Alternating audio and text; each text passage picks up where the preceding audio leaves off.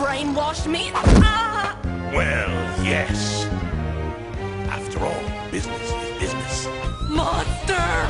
You killed my... Yes, I killed your father. What is it with you women anyway? I killed my father too, and you don't hear me whining about it.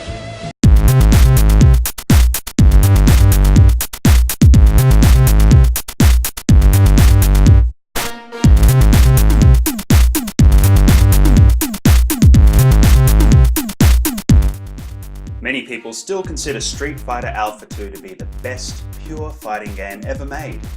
It had a robust number of characters, a really interesting custom combo system, and some of the best presentation of any game in the genre. It was also phenomenally well balanced, so it became an instant favourite within the competitive scene.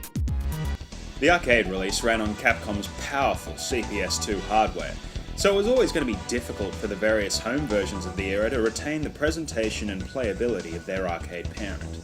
The Saturn version continued the trend of providing the superior 2D experience, with an almost perfect port of the game.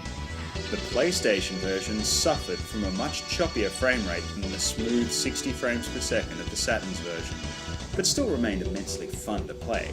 The Super Nintendo version... Whoa. The Super Nintendo version? You heard correctly. The SNES did indeed receive a port of Alpha 2 towards the end of the system's lifespan. Given that Street Fighter II was one of the first games to come out for the Super Nintendo, and was one of the most profitable, it seems appropriate that the SNES would receive a modern Street Fighter game towards the end of its lifetime. But given how much trouble the PlayStation had with Alpha 2, how on earth can we expect the SNES to be able to handle the game? The answer lies in the format. One of the major advantages of cartridges is their ability to add to the specs of a console. One of the most famous examples of this is another SNES game, Star Fox. Within the Star Fox cartridge was the Super FX chip. This took some of the load off the hardware of the console and allowed it to perform functions that would otherwise be impossible, such as drawing complicated polygonal graphics or advanced 2D effects. Whilst the port of Alpha 2 did not use this particular chip, the reasoning was the same. The standard SNES hardware simply was not equipped to run a playable port of Street Fighter Alpha 2, so the hardware needed to be supplemented by some sort of chip in the cartridge. Enter the SDD1 chip. Developed by Nintendo late in the 16-bit cycle, it was only used in two games, Star Ocean and the SNES port of Street Fighter Alpha 2. The purpose of this chip was to assist the SNES with running titles that required heavy use of 2D sprites. The chip itself was used to perform graphical decompression on the fly, allowing developers to pack in much more visual punch to their games without overloading the hardware.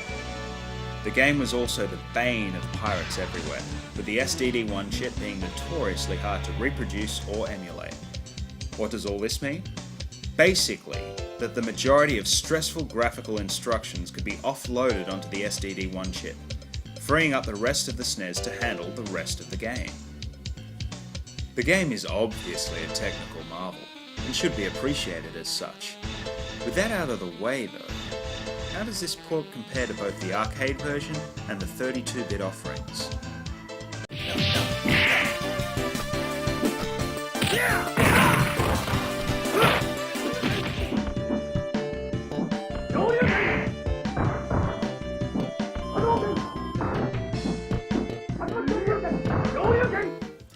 So it's not exactly a perfect conversion. The sprites, whilst impressive for the SNES, are way smaller than their arcade counterparts and are significantly less detailed. Backgrounds are also missing small details and animation effects. The music ranges from decent to terrible. The biggest problem, however, is this.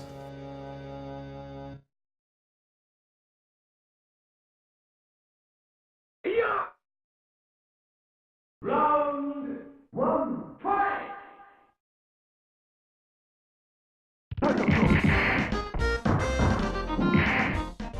That was no glitch in the video. Unfortunately, the SNES version of Alpha 2 joins the exclusive list of cartridge games that have load times. So what? I hear you say. Alpha 2 on the PlayStation and Saturn had load times there as well. This is very true. But there are two very different issues with the loading in the Snes version. For people used to playing other Snes games, including previous versions of Street Fighter on the console, loading in general would be a very difficult thing to adjust to. This goes especially for a fast-paced game like Alpha 2, where an entire match lasts only a few minutes at most. Secondly, the Snes version loads at different times than the disc-based versions. On the PlayStation and Saturn, the console loads at the start of each match. It loads everything, meaning that once a match starts, it can be completed without having to wait for the game to load again. In comparison, the Snes version seems to stutter, with several small but noticeable load times happening at very awkward moments. Select a character? Load. Win a round?